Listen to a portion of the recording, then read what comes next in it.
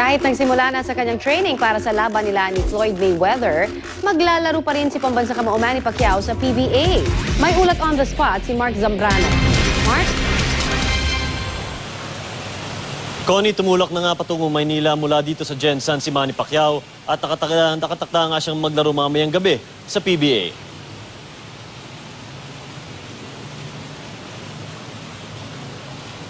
9:55 AM kanina nang sumakay sa PAL flight patungong Maynila si Sarangani Representative Manny Pacquiao. Kasama niya ang asawang si Sarangani Vice Governor Jinky Pacquiao at ilang miyembro ng kanyang team. Ilang araw ding sumabak sa light training dito sa Jensan si Pacquiao bilang bahagi ng paghahanda sa mega fight nila ni Floyd Mayweather Jr. Nagluluksa ngayon si Manny dahil sa pagyaw ng kanyang lola na si Cristina Dapidran at laman ng kanyang puso ang alaala ng lola sa kanyang paglalaro mamaya sa PBA.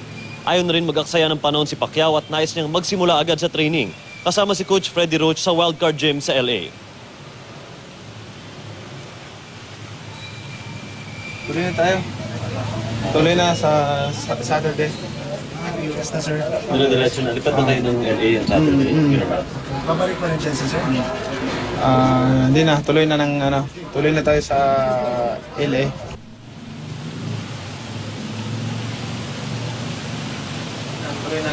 Connie, gustong iparating ni Manny Pacquiao sa mga fans na nag-aalala dahil May 2 na nga yung kanilang laban ni Floyd Mayweather at maraming nagsasabi na makadaw kapusin sa training itong si Manny Pacquiao. Gusto niyang paalam na tamang-tama lang daw yung halos 2 buwan na palugid or yung period of time para sa kanyang training at gagawin niya ang lahat para masigurong nasa tamang kondisyon siya pagdating sa laban sa May 2. Connie? Yes, Mark, may mga bali-balita kasi dito, may parang nangyari daw deception, dahil habang di ba pinapatagal na ma-announce itong nakatagtang laban, si Mayweather daw nag-iensayo na pala. Kumbaga parang nadihado tuloy itong ating pambansang kamao. Ano ang balita mo dyan? Nung tinanong ko nga si Manny, actually nakita daw niya sa Facebook yung storya na yan.